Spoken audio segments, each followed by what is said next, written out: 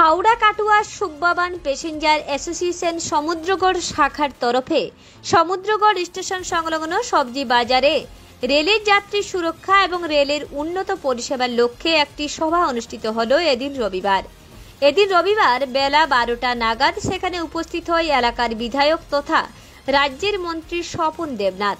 মন্ত্রী স্বপন বাবু তিনি দিন বলেন, ব্যান্ডেল কাটুয়া রেল শাখার মধ্যে রেল স্টেশনগুলি বর্ধমান পূর্ব লোকসভা কেন্দ্রের মধ্যে পড়ে। সেগুলি উন্নতিকল্পের জন্য সাংসদ ডক্টর শর্মিলা সরকারকে আমি জানিয়েছিলাম। আশা করি কেন্দ্রের রেলের দপ্তরে উনি এই প্রশ্নগুলি রাখবেন। মন্ত্রী ছাড়া ওই দিনের এই অনুষ্ঠানে হাজির ছিলেন কেন্দ্রীয় কমিটির সভাপতি শম্ভুনাথ সরকার, যুগ্ম সম্পাদক দেবাশিস বসু সহ বিশিষ্টজনেরা।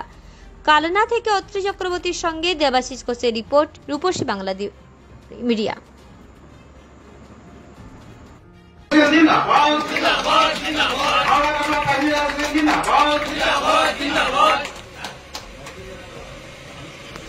এই এলাকার জনপ্রিয় বিধায়ক, মানুষের গণ আন্দোলনের সুখ দুঃখের সাথী, আপনাদের পরিচিত নাম মাননীয় পশ্চিম জোরদারভাবে স্বপন বাবুকে পাশে পেয়ে আমি বিশ্বাস করি মানুষের জন্য উনি লড়েন।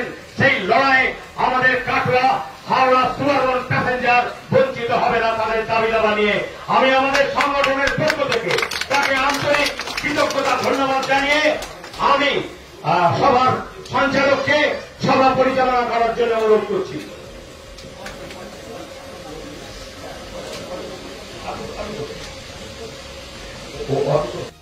যে দাবিগুলো আপনারা রেখেছেন এই দাবিতে লড়াই চালিয়ে যান। আশা করি লড়াই চালিয়ে সকল একদিন পাবে।